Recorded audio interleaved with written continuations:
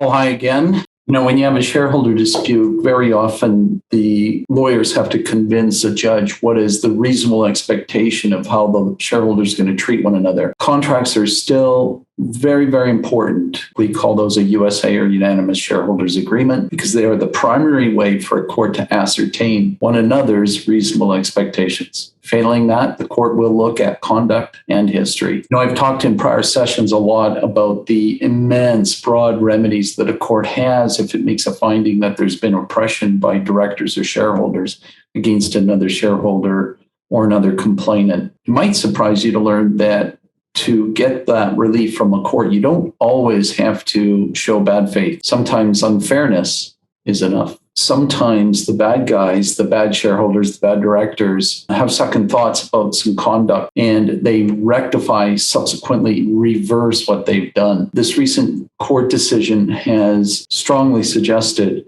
that even in those circumstances, a court can look at the reversed, rectified conduct and infer oppression nevertheless. In certain serious circumstances where grounds is clear to the court, even before trial, a court can reappoint a shareholder back to the board of directors. And finally, the case stands for the proposition that even without smoking gun evidence, a judge can infer from the collective preponderance of evidence that a shareholder was being ganged up upon and conspired against, leading to a conclusion of oppression by the group against the single.